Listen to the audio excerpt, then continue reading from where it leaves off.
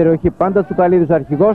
Το σουτ και το γκολ, το 1-0 με τον αρχηγό, τον Γιώργο τον Τσουκαλίδη. Η ατομική προσπάθεια στο 11ο γκολ για τον Αγροτικό Αστέρα.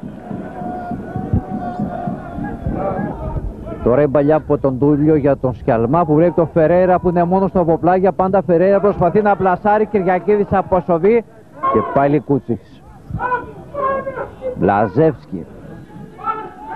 Ατομική προσπάθεια στην περιοχή Βλαζεύσκι και το κόρνερ από τον Παγούδη. Η εκτέλεση από τον Τούλιο απευθείας δυνατά. Ο Κυριακίδης κόβει προς τη μήνυ. Η φάση συνεχίζεται με τον χέρι στην περιοχή κόντρας. Κόρνερ. Εκτέλεση από τον Κούτσι δυνατά, η μπάλα έξω.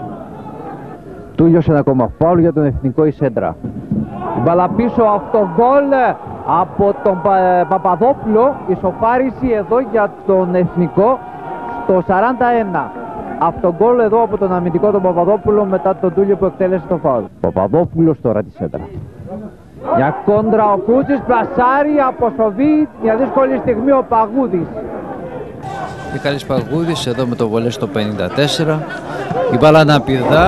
Λάθος του Κυριακίδη, γκολ. 1-2 προηγεί το εθνικό στον Εύωσμο. Μετά το βολέ του Παγούδη, το λάθος του Κυριακίδη, λάθος εκτίμηση από τον τερματοφύλακα και το γκολ. Η εκτέλεση του φάουλ από τον Κούτσι. Θα βγάλει τη σέντρα. Έξω από τον Κούτσι που επαναφέρει. Γεύσοβη σε καλό σημείο, αλλά όχι καλό σουτ. Παγούδης θα πάρει την μπάλα. Μιχάλη, ένα γκολ που διαμόρφωσε το αποτέλεσμα, μάλιστα απευθείας από τερματοφύλακα. Δεν το συνηθίζουμε στα ελληνικά γήπεδα. Εντάξει, πιστεύω ότι ήταν τύχη, δεν ήταν κάτι το σημαντικό. Δεν σήκωσα κεφάλι καν. Δηλαδή πήγα να τροφοδοτήσω τους συμπαίκτες μου και έτυχε τώρα με τον Γκέλ, με το κακό γήπεδο και είχαμε αυτό το αποτέλεσμα. Con mucha dignidad para contrariar eso y proporcionar un buen espectáculo.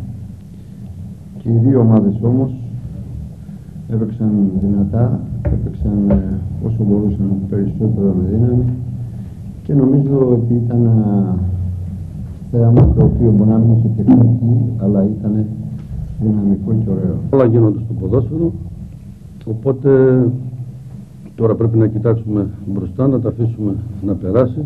Ήταν για μας ένα σοκ σίγουρα αυτό το αποτέλεσμα. Νομίζω ότι είναι ένα παιχνίδι που βασίστηκε στις μονομαχίες και σε αυτό το τομέα νομίζω ότι σήμερα η ομάδα μου τα πήγε αρκετά καλά. Για μένα προσωπικά ήταν πλασματικό το σκορ. Χάσαμε πολλές ευκαιρίες. Και το δεύτερο γκολ που δεχτήκαμε ήταν πάρα πολύ τυχερό. Πάντως ήταν το γκολ της χρονιάς όπως και να το κάνουμε.